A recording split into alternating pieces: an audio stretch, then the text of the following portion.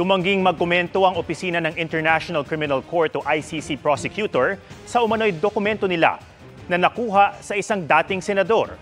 Ayon dito, suspect na umano sa drug war sina dating senador o si Senator Bato de la Rosa at 4 na iba pa. Nakatutok si Salima Refran. Pinangalanan na umano ng International Criminal Court prosecutor bilang suspect kaugnay ng Duterte drug war si Senador Bato de la Rosa, PNP chief na nagpatupad ng kampanya. Base yan sa dokumentong nakuha ni dating Senador Antonio Trillanes IV sa opisina ng ICC prosecutor. Suspect din umano sina dati ring PNP chief Oscar Albayalde, dating PNP CIDG directors Romeo Caramat Jr. at Eliazar Mata at NAPOLCOM Commissioner Edelberto Leonardo.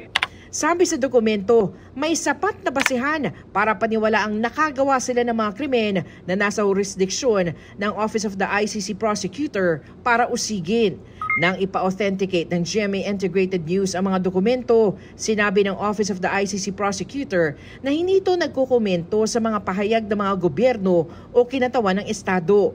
Hindi rin daw nila mabeberipika o mapapatotohanan ang mga dokumentong ibinahagi ng outside sources.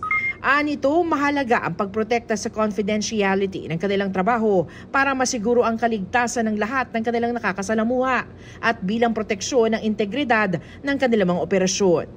Sabi naman ni Senador De La Rosa, 2016 pang nababanggit ang kanyang pangalan na paulit-ulit at tila sirang plaka. Patuloy na kinukuha ng GMA Integrated News ang panig ni Generals Albayalde, Caramat, Mata at Leonardo. Para sa GMA Integrated News, Salima Refran, nakatutok 24 oras.